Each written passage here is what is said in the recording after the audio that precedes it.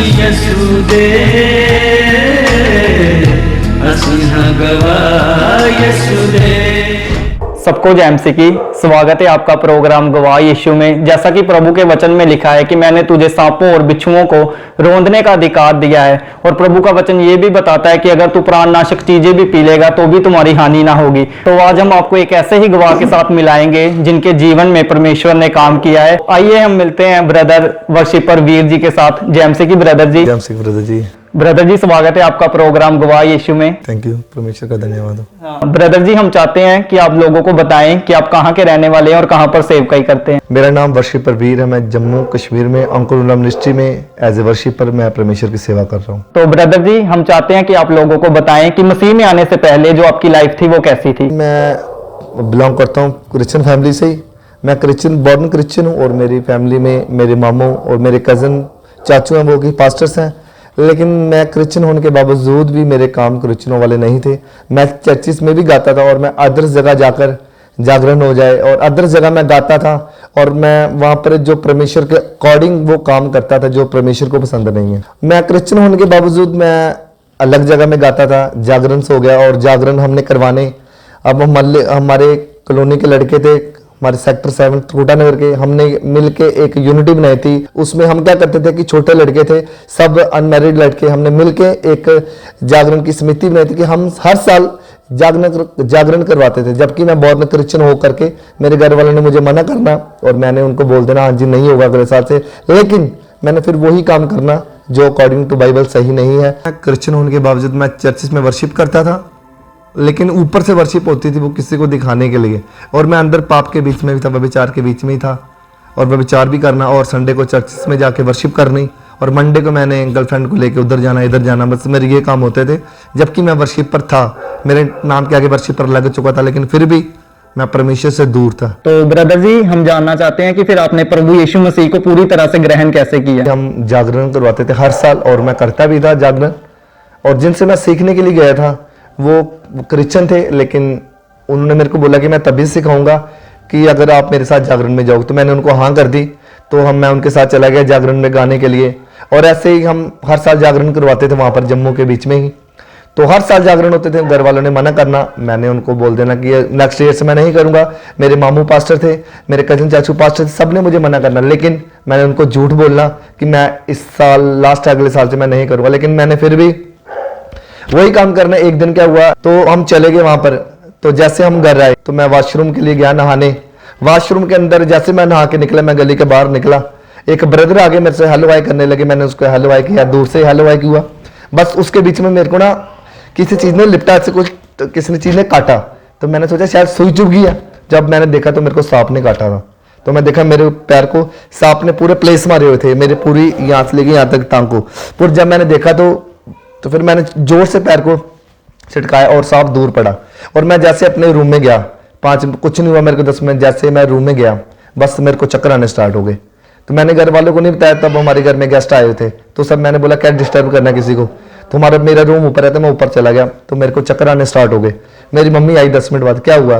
मैंने बोला कुछ नहीं। तो फिर मेरे को दोबारा चक्कर आना स्टार्ट हो गए। फिर मैंने बोला बताना ही पड़ेगा। फिर मैंने घर में बताया, मम्मी मेरे को सांप ने काट लिया। सब परेशान हो गए।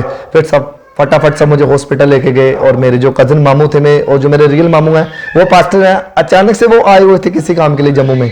तो वो जैसे उनको पता चला तो उनको पता लग गया कि ऐसा काम किया। उसने मेरे को बोला कि वीर तूने कौन सा ऐसा काम किया, मैं आत्मा में देख रहा हूँ कोई गलत काम किया, तूने खुद बता देगा तो अच्छी बात है, मेरे को पता है। मैंने बोला मामू ऐसी ऐसी बात है। मैंने उनको सब कुछ एक जैसे किताब की तरह खोल के बताते हैं, मैंने पूरी किताब उनके आगे अपनी खोल दी कि मैंने शुरू से लेकर लास्ट तक ये किया, मेरे साथ ये हुआ। तो उन्होंने बोला उसी वक्त घुटनों में और परमेश्वर से माफी मांग। जबकि मैं हॉस्पिटल में था, हर मेरे 2-2 घंटे बाद टेस्ट हो रहे थे वहाँ पर। डॉक्टर्स कंटिन्यू मेरे, मैं 6-7-8 घंटे हॉस्पिटल में रहा। गांधीनगर जम्मू हॉस्पिटल है, मैं कंटिन्यू 7 से 8 घंटे वहाँ पर रहा, और हर 2 घंटे बाद मेरे टेस्ट हो रहे थे, हर 2 घंटे बाद मेरे टेस्ट रिपीट हो रहे थे डॉक्टर। तो मेरे मामू भी उधर ही थे, वो हॉस्पिटल है, उन्होंने मेरे लिए प्रेयर की, और उन्होंने मेरे लिए जैसे प्रेयर, उनको बोला माफी मांगो। मैं जैसे घर आया तो उस रात परमेश्वर के आत्मा ने मुझसे बात की बंसीता से। परमेश्वर ने कहा तू मेरे कामों के लिए बनाया गया, तू मेरे लिए गाएगा, तू मेरे भजनों को गाएगा। तो उसी रात मैंने परमेश्वर से घुटने टेके, मैंने परमेश्वर से माफी मांगी। परमेश्वर मैं ना मरूंगा वरना जीवित रहूंगा, मैं तेरे बड़े बड़े कामों का वर्णन करूंगा आज के बाद।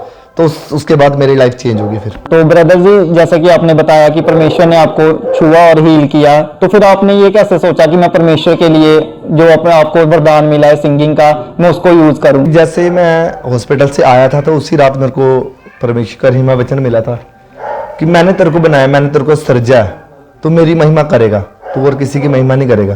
तो बस ऐसे ही स्टार्ट हो गया। उसके बाद फिर मैंने एक ट्रैक निकाला, रूहे पाक नाल अज पर जावां यीशु जी मैनू मस्सा करो। वो बहुत ही ब्लेस गीत रहा मेरा, और आज वो सॉन्ग, मेरा चैनल डिलीट हो गया था यूट्यूब से, नहीं तो सुनते, काफ़ी ब्लेस गीत था, काफ़ी लोगों ने गाया, रूहे पाक नाल अज पर जावां यीशु जी मैनू मस्सा करो। उसके बाद मैंने तेरा मस्सा ट्रैक गाया, तेरा मस्सा, उसके बाद पाकरू ट्रैक गाया, और उसके बाद मेरा सॉन्ग है यीशु नाम, सब यूट्यूब पे ये सॉन्ग। उसके बाद मेरा लेटेस्ट अभी ये गीत रिलीज हुआ 2 महीने पहले, याकूब का घराना। याकूब के घराने के ऊपर कोई तंत्र मंत्र नहीं चलता। वचन में लिखा है गिनती 23 जब हम पढ़ेंगे उसमें साफ साफ लिखा है याकूब के घराने के ऊपर कोई तंत्र कोई मंत्र नहीं चलता। तो वही मेरे सॉन्ग का टाइटल भी है, आप यूट्यूब पे सुन सकते हैं, याकूब का घराना। तो ब्रदर जी, जैसा कि आपने बताया कि आपने काफी सारे गाने गाए हैं, तो हम चाहते हैं कि जो आपने अभी गाना बताया कि याकूब के घराने पर कोई जादू मंत्र नहीं चलता, तो वो आप दर्शकों के लिए थोड़ा गाएं। मेरा फेवरेट सॉन्ग है, तो मैं ईमान करता हूं जब आप उस सॉन्ग को सुनेंगे आप भी ब्लेस होंगे।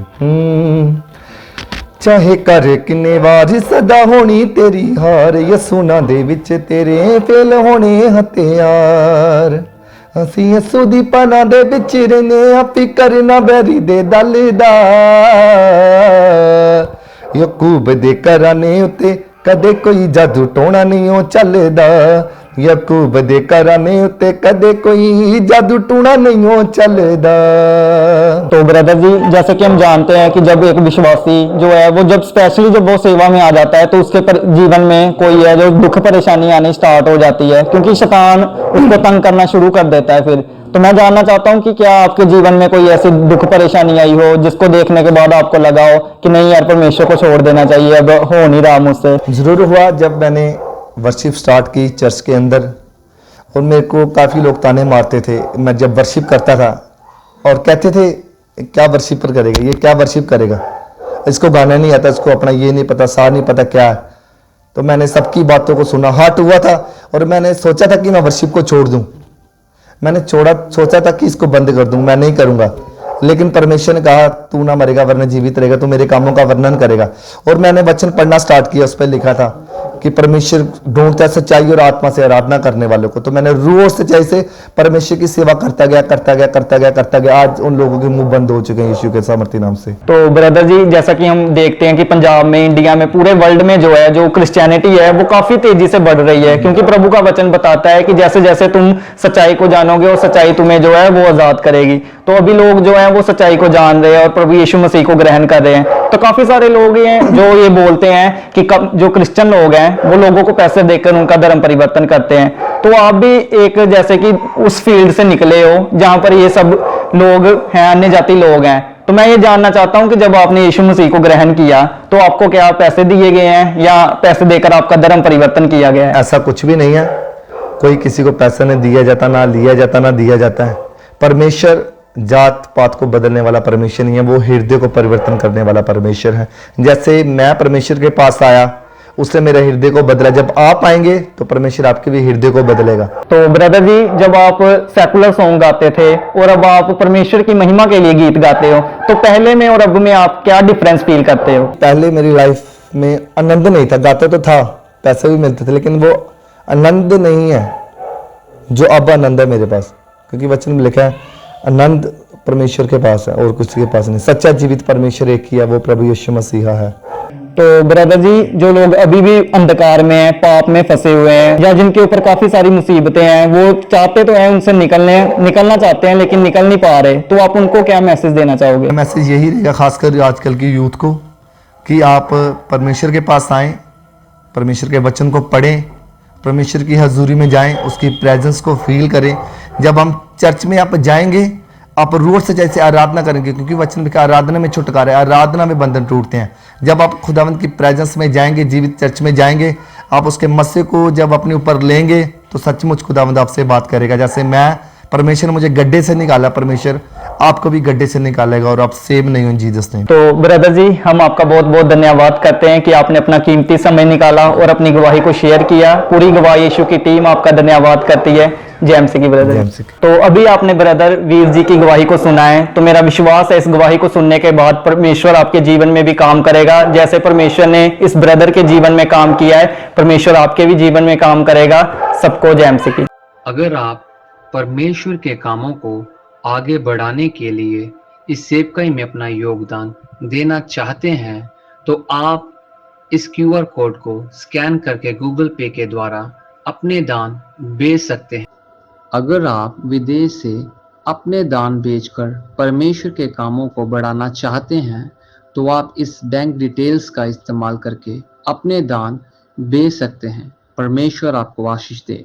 तो मेरे प्रिय भाई बहनों, अभी आपने एक बहुत बड़ी अद्भुत गवाही को सुना। तो मेरा विश्वास है परमेश्वर इस गवाही के द्वारा आपके जीवनों में 100 गुना फलों को लेकर आएगा। आप इस टेस्टिमनी को अपने दोस्तों के साथ, फैमिली मेंबर्स के साथ शेयर जरूर करें ताकि वो भी जान सके कि परमेश्वर कैसे लोगों के जीवन में काम कर रहा है। मेरा विश्वास है परमेश्वर इस गवाही को सुनने के बाद आपके जीवनों को सेम नहीं रहने देगा। आप हमारे चैनल गवाह यीशु दे को सब्सक्राइब कर लें ताकि आने वाले दिनों में आप परमेश्वर की और गवाहों के साथ मिल सके। अगर आप भी अपनी टेस्टिमनी हमारे साथ शेयर करना चाहते हैं तो नीचे आपको एक ईमेल आईडी दिखाई दे रही होगी, आप उस ईमेल पर अपनी डिटेल शेयर कर दें, हम आपके साथ कांटेक्ट जरूर करेंगे। मेरा विश्वास है परमेश्वर आपके जीवनों को सेम नहीं रहने देगा। God bless you all. सभी को जय एमसी की। ਅਸੀਂ ਯਿਸੂ ਦੇ, ਅਸੀਂ ਹਾਂ ਗਵਾਹ ਯਿਸੂ ਦੇ।